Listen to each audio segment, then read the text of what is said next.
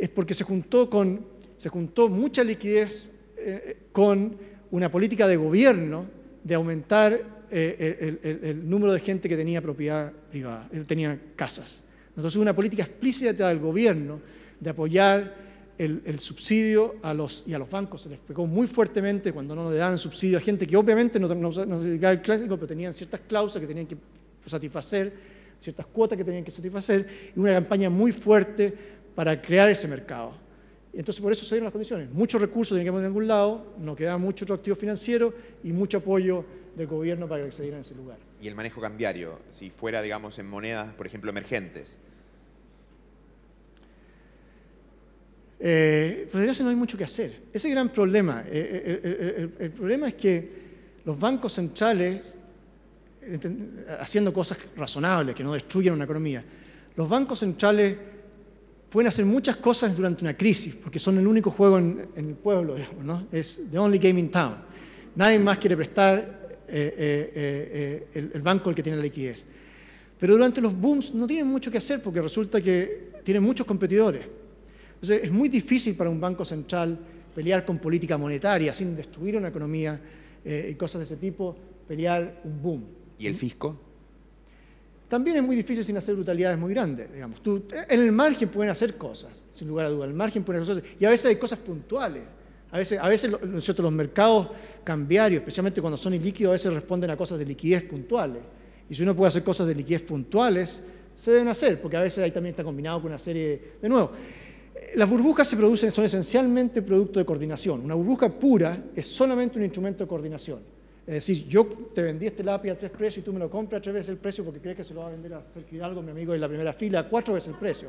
Pero si Sergio dice, no, hasta aquí se cobró, nadie más te lo compra, tú no me compras el activo a 3 precios. O sea, mucho de lo que pasa con una burbuja tiene que ver con coordinación. Luego, hay políticas que, si bien es cierto, políticas cuantitativas no tienen ningún efecto directamente, si uno puede cambiar la dinámica de coordinación, va a afectar cosas. Pero no existe un recetario claro para cómo hacerlo. Ahí se requiere mucha improvisación porque uno está jugando con psicología, con cosas de otro tipo. Hay otra línea relacionada con la caída del PIB potencial, las tasas de largo plazo y la represión financiera. Esa en general, las preguntas yo creo que fueron respondidas durante la presentación, así que las voy a obviar. Respecto a las preguntas relacionadas con la arquitectura financiera mundial, nos preguntan de si el problema es sistémico, o sea, de todos los integrantes o órganos del cuerpo. ¿Se necesitaría, en tu opinión, de un doctor, de un organismo externo al sistema más grande, por ejemplo, de los que hasta ahora han existido, un FMI o un Banco Central realmente grande? Y relacionado con eso también, vinculado a los seguros para crisis que tú propones, se plantea, digamos, si esto no será un intento de los economistas de impulsar un instrumento que capture al Estado en beneficio, digamos, del sistema financiero. La respuesta a lo último es sí. ¿Cuál es la pregunta? ¿La primera? Sí. Tamaño. El superbanco central o el no, super... me cargan las instituciones internacionales. No, es todo lo contrario, pues son lentas, más lentas que las instituciones de países propiamente tal. No, ojalá que no sé. El Fondo Monetario que darle un poco más de recursos porque coordina los países emergentes de alguna forma, cosas muy puntuales, pero no son los grandes resolvedores de una crisis a nivel mundial. Prefiero que esté al contrario, mucho más concentrado en lugares bien puntuales. Obviamente tiene que haber coordinación. Creo que durante esta crisis se aprendió cosas importantes. Creo que el mecanismo de swaps de los bancos centrales es algo que se debería hacer de forma mucho más explícita. Yo por mucho tiempo estuve transmitiendo para que tuviéramos seguros contra crisis sistémicas. Me acuerdo que hablaba de Chile, que quería que indexáramos al cobre, al VIX y cosas así. Después de esta pasada estoy menos convencido de que, y en esa época yo confiaba en que lo podían hacer los mercados de capital privado. Ahora estoy menos confiado. Si hubiéramos tenido una póliza, nominalmente en esas pólizas hubiéramos ganado mucho. Yo lo he hecho para otro país y una vez le mandé un email a ese país diciendo, mira cuántas reservas tendría ahora si me hubiera hecho caso con mi contrato. Y la respuesta fue, bueno, ojalá si lo hubiera hecho con AIG, quién sabe. Entonces, hay un problema, o sea, creo que realmente los gobiernos tienen que estar metidos con estas crisis tan extremas. Hay muchas cosas que intermedias. Las crisis tan extremas pasan muy infrecuentemente, ¿no? Pero para crisis tan extremas tiene que últimamente ser el gobierno, y últimamente tiene que ser el gobierno americano, y tiene que haber un montón de swaps con un montón de bancos centrales alrededor del mundo. Pero no quiero una burocracia internacional más arreglando esto. Otro bloque está vinculado fundamentalmente a otras regiones no Estados Unidos. Por ejemplo, cómo se ve la situación estructural en Europa y la posición en el ciclo, eventualmente en esta recuperación. ¿Qué gran tendencia, por ejemplo, podría esperarse para el euro? Y relacionado con eso también, ¿cómo afecta la situación hoy de Asia y las perspectivas, digamos, en general de los países emergentes en esa zona del mundo? Y como pregunta que quizás encierra todo, si el poder está cambiando de manos en el mundo. Europa continental. Europa continental siempre hace todo más lento. Pasan mejor, tienen vacaciones más largas, también entran al ciclo más lento y salen del ciclo más lento y en eso están. Están un poco más atrasados, se han demorado más en arreglar el problema de los bancos, van un poco más atrás. Para mí el problema de Europa no es tanto eso, digamos, siempre han sido más lentos y van a seguir siendo más lentos, así les gusta. Pero el problema de ellos es Europa del Este. Y si Europa del Este se desploma, ahí viene un feroz golpe a Europa y ese es un problema mayor. Yo lo que mencioné en la charla es si se podía contener, digamos, la pregunta es si se contiene en el océano o no, pero no cabe ninguna duda que si hay una crisis fuerte en Europa del Este, eso le va a pegar a algunos países muy fuertemente dentro de Europa. Y esa es la primera preocupación que yo tengo respecto a Europa.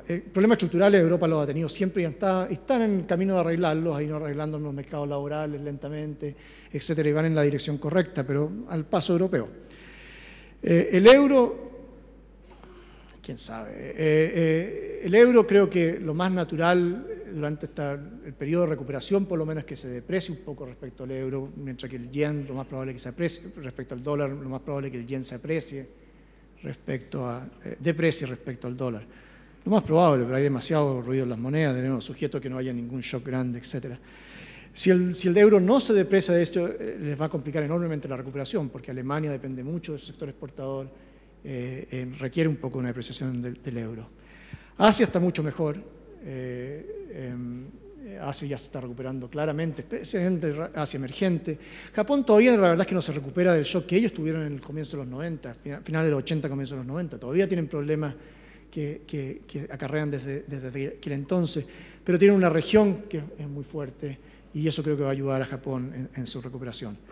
Obviamente Asia para nosotros es muy importante por el efecto que tiene sobre el precio de los commodities, luego eso también tiene un efecto directo sobre el bienestar chileno. Bueno, para terminar, una semiacadémica. Después de la crisis, ¿sigue en pie la hipótesis sobre mercados eficientes? No sé qué significa siga en pie. Quizás nunca estuvo vigente. No, yo no soy la persona correcta para preguntarle eso.